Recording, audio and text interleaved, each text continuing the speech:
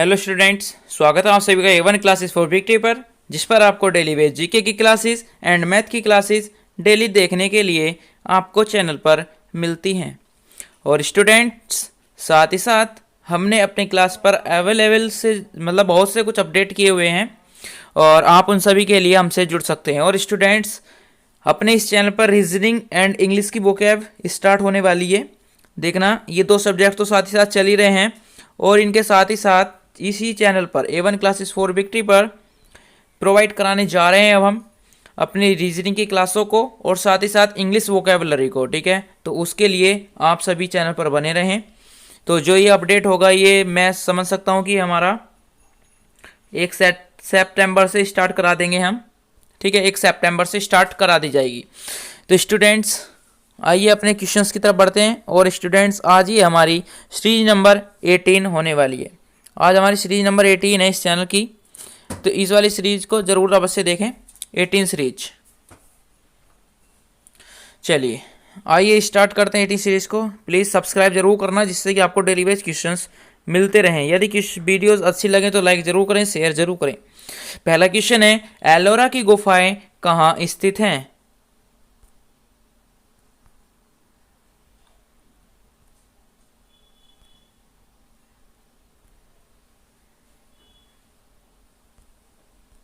एलोरा की गुफाएं कहाँ स्थित हैं?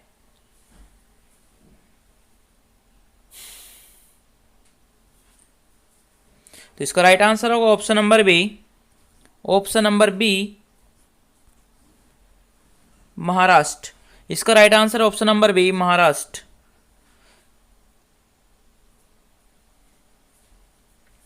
Next question number 2। Question number 2 है, समुद्रगुप्त के प्रयाग स्तंभ लेख का लेखक कौन था?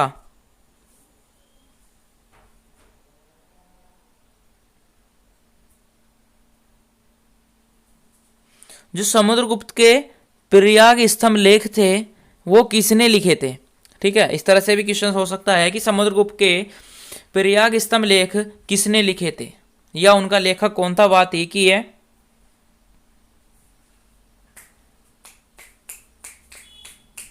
तो अब इसका राइट आंसर है option number D, Harisena. Option number D इसका राइट आंसर हो जाएगा। ठीक है, चलिए नेक्स्ट क्वेश्चन की तरफ बढ़ते हैं। अपना क्वेश्चन नंबर 3, सबसे प्राचीन राजवंश कौन सा है? सबसे प्राचीन यानी सबसे पुराना राजवंश कौन सा है?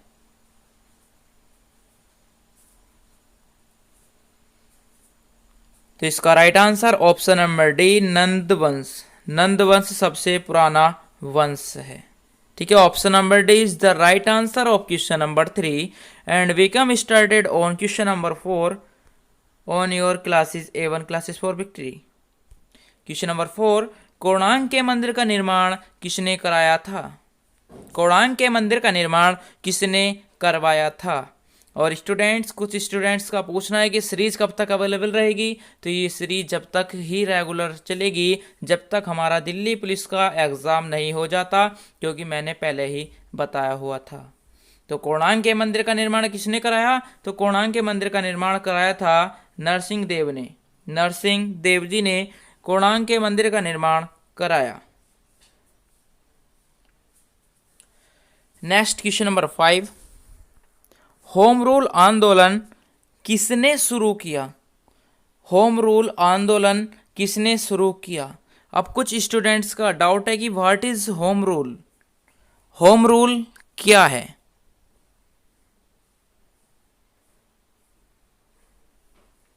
तो होम रूल एक स्वशासन है, खुद का शासन मतलब। ठीक है, खुद का शासन ही एक होम रूल है। तो ये किसने शुरू किया था? आपके सामने 4 क्रांतिकारी हैं, इनमें से आपका किसी एक का नाम बता सकते हैं।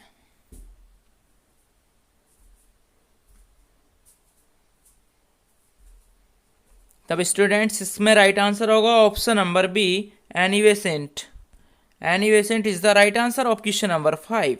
एनी बेसेंट ने होम रूल आंदोलन शुरू किया। Next question number 6, Mahatma Gandhi ने दांडी यात्रा कब शुरू की? तो मैं ये पिछली क्लास में भी बता चुका हूँ इस क्वेश्चंस को। अब बहुत से स्टूडेंट्स कहेंगे जब पिछली क्लास में बता दिया तो अब इस क्लास में लाने की ज़रूरत ही क्या थी? तो ज़रूरत ये थी कि आपका IQ टेस्ट यानी लर्निंग टेस्ट देखते हैं कि कितने दिनों तक आप याद रख पाते हैं। ठीक है, only for your question is revising, revision के लिए है। तो बताइए इसका जल्दी से क्या आंसर होगा। तो स्टूडेंट्स इसका right answer option number C, 1930 में महात्मा गांधी जी ने दांडी यात्रा शुरू की। तो इस दांडी यात्रा को किस नाम से और जानते हैं?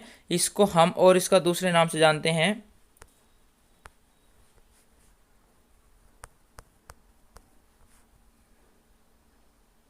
नमक यात्रा के नाम से। क्वेश्चन नंबर 7, मोहम्मद गौरी ने किस युद्ध में पृथ्वीराज चौहान को डिफीटेड किया था यानी हराया था? तब मोहम्मद गौरी ने पृथ्वीराज चौहान को कौन से युद्ध में हराया? इसके लिए बताना है आपको। देखना ऑप्शंस में आपको ये पता चल रहा है कि कोई, भाई देखो तराइन का युद्ध, तीनों ही युद्ध दिए गए हैं और एक चौथा ऑप्शन है इनमें से कोई नहीं। ठीक है,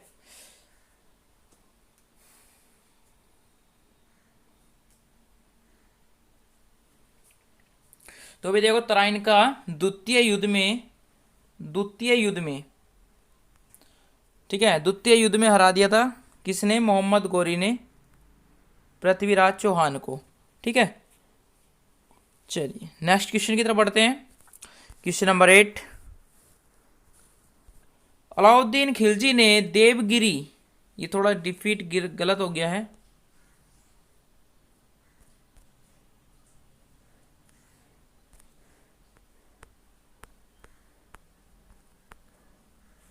ये देवगिरी है। ठीक है, तो अलाउद्दीन खिलजी ने देवगिरी पर विजय किस वर्ष प्राप्त की?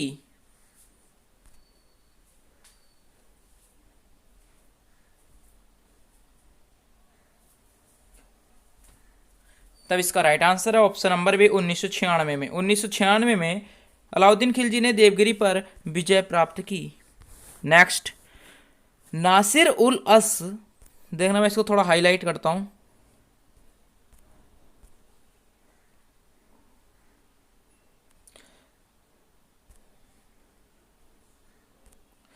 नासिर उल उस की उपाधि किसे दी गई? नासिर उल उस की उपाधि किसे दी गई?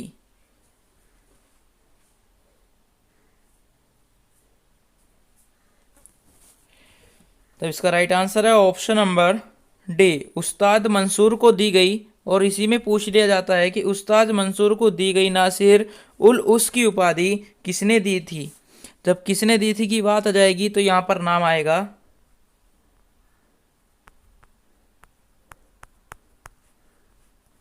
जहांगीर। जहांगीर नाम आ जाएगा। ठीक है, जहांगीर ने दी थी। चलिए question number next, question number 10, Rajatarangini नामक ग्रंथ का अनुवाद फारसी में किसने किया था? लेकिन यदि पूछ लिया जाए कि राजतरंगिणी किसकी रचना है तो ये कल्हड़ की हो जाएगी। किसकी? ये कल्हड़ की रचना है। लेकिन पूछ लिया जाए कि अनुवाद किसने किया था तो उसके लिए इसका राइट आंसर अभी मैं आपको बताऊंगा, पहले आप समझिए।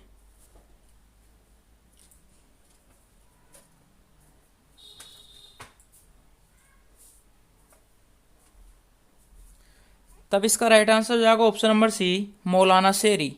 मौलाना शेरी ने इसका फारसी में अनुवाद कराया था। Question number 11, Hindustan Republic association, थोड़ा मिसमैच हो रहा है, हिंदुस्तान रिपब्लिकन एसोसिएशन के संस्थापक कौन थे? ये एक क्रांतिकारी संगठन था जिसका नाम हमने हिंदुस्तान रिपब्लिकन एसोसिएशन रखा था। तो इसके संस्थापक का नाम पूछा जा रहा है कि इसके संस्थापक कौन थे?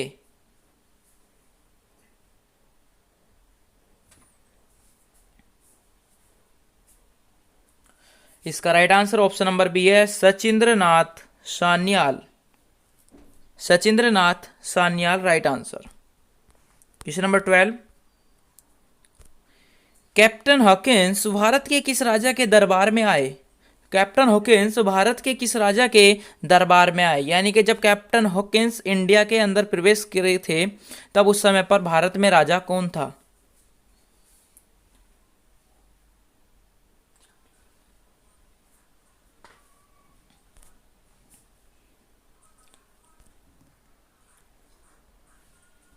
तो उस समय पर राजा था जहांगीर, तो Jahangir is the right answer.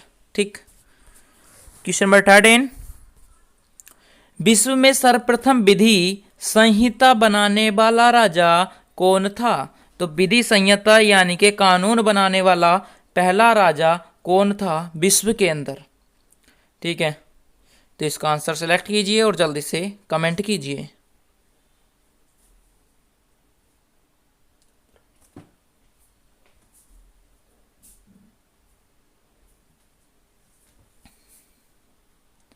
Option number D इसका राइट आंसर है। नेक्स्ट,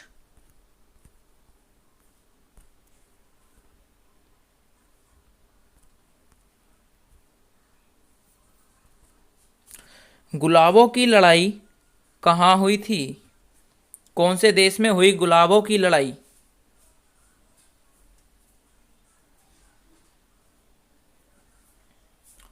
तो स्टूडेंट्स इसका right answer option number D, England के अंदर गुलाबों की लड़ाई हुई। इंग्लैंड के अंदर गुलाबों की लड़ाई हुई। चलिए नेक्स्ट क्वेश्चन पर पढ़ते हैं। अगला क्वेश्चन नंबर 15, हर्षवर्धन किसका पुत्र था? हर्षवर्धन किसका पुत्र था?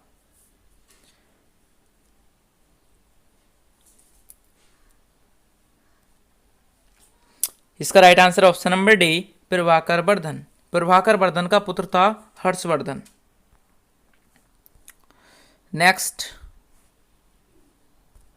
किस वृक्ष के नीचे महावीर को ज्ञान प्राप्त हुआ? आप इतने पेड़ का नाम सोचिए, मैं इतना आपको एक इन्फॉर्मेशन देता हूँ। स्टूडेंट जितने भी इस क्लास पर सीरीज हो रही हैं सभी सीरीज में all questions is very important for your exam. ठीक है, सभी एग्ज़ाम के लिए बहुत ही इंपॉर्टेंट हैं। और थोड़ा जब दिल्ली पुलिस में थोड़ा सा कंप्यूटर का बेस भी आता है तो अब जो है ये 18 हो गई, यानी कि हम लगभग 6 से 7 सीरीज अब कंप्यूटर के ऊपर लेकर आएंगे, जिसमें कि ऑल कंप्यूटर के क्वेश्चंस होंगे 6 से 7 सीरीज तक के। 6 से 7 सीरीज तक के जितने भी क्वेश्चंस होंगे अधिकतर कंप्यूटर के होंगे। ठीक है, तो उस पर भी ध्यान रखना है, उसको भी ध्यान रखते हुए करेंगे। तो किस वृक्ष के नीचे महावीर को ज्ञान प्राप्त हुआ? तो इसका राइट आंसर है ऑप्शन नंबर डी, साल वृक्ष के नीचे महावीर को ज्ञान प्राप्त हुआ। नेक्स्ट क्वेश्चन नंबर 17, लौह एवं रक्त नीति का प्रतिपादन किसने किया?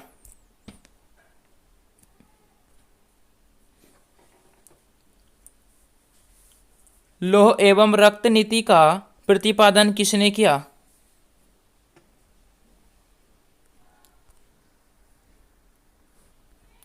तो इसका प्रतिपादन किया था गयासुद्दीन बलबन ने। ठीक है, बलबन, जहां पर आपको खाली बलबन भी मिल सकता है रखा हुआ। ठीक है, तो गयासुद्दीन बलबन इसका राइट आंसर हो जाएगा।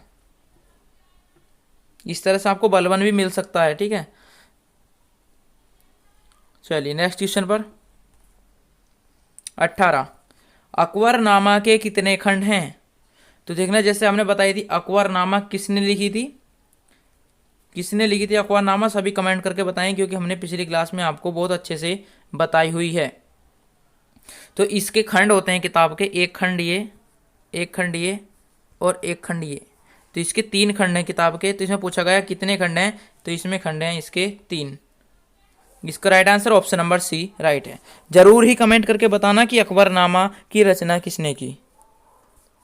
क्वेश्चन नंबर 19, बंगाल का विभाजन किस वर्ष समाप्त हुआ?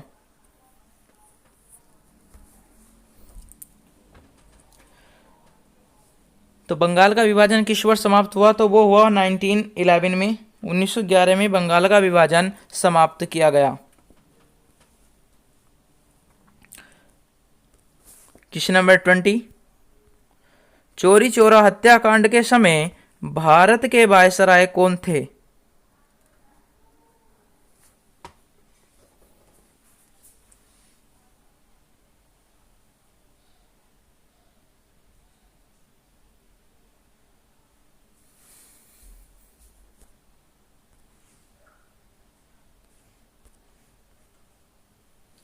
इसका right answer option number B, Lord Reading Chauri Chaura हत्याकांड के समय भारत के वायसराय थे।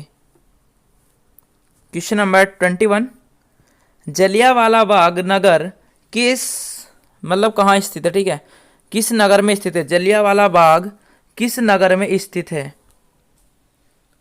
तो जहां पर जलियांवाला बाग हत्याकांड हुआ था तो यही पूछा गया कि जलियांवाला बाग कहां पर है, तो वो है हमारा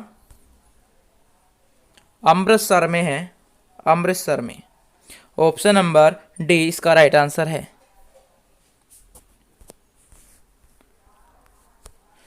22, महावीर के बचपन का नाम क्या था। ये वही महावीर हैं जिन्हें साल के नीचे शिक्षा प्राप्त हुई थी, ये ज्ञान प्राप्त हुआ था। तो पूछा गया है इनके बचपन का नाम क्या था। क्वेश्चन को हमेशा एक दूसरे से रिलेट करके याद करते रहें, जिससे कि एक क्वेश्चन के साथ आपके दो क्वेश्चन याद हों।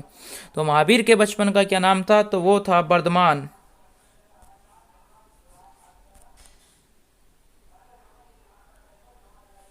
Varthaman is the right answer of question number 22। Question number 23, Mahatma Gandhi को राष्ट्रपिता की उपाधि किसने दी। ये क्वेश्चन आपसे इस तरह से ही पूछा जा सकता है और आपसे इस तरह से ही पूछा जा सकता है कि महात्मा गांधी को राष्ट्रपिता सबसे पहले किसने कहा।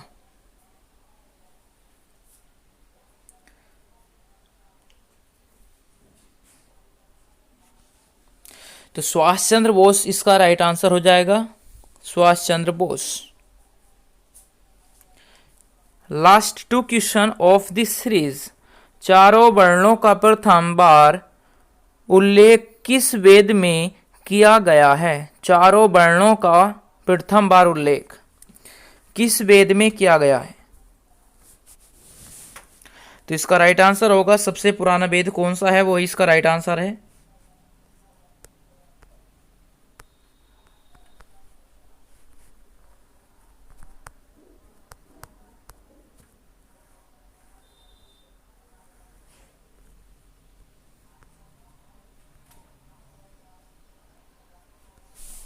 इसका राइट आंसर है ऑप्शन नंबर बी, ऋग्वेद। तो ऋग्वेद एक सबसे प्राचीन वेद भी है और इस क्वेश्चन का आंसर, यानी कि मैंने आपको दो क्वेश्चन इसमें डलवा दिए। क्वेश्चन नंबर 25 जो लास्ट क्वेश्चन है सीरीज का, इस क्वेश्चन को थोड़ा डीपली समझाता हूं। सती प्रथा के विरुद्ध कदम किस मुगल शासक ने उठाए। जैसे मान लीजिए आपके सामने वर्ड आ गया मुगल शासक, तो इस क्वेश्चन का आंसर आपका अकबर बन जाएगा। और यदि आपके सामने मुगल शासक नहीं आता तो क्या करते। मान लीजिए ये मुगल शासक नहीं आया, तो अब इसका राइट आंसर आप क्या देने वाले हैं। अब इसका राइट आंसर आप क्या देने वाले हैं।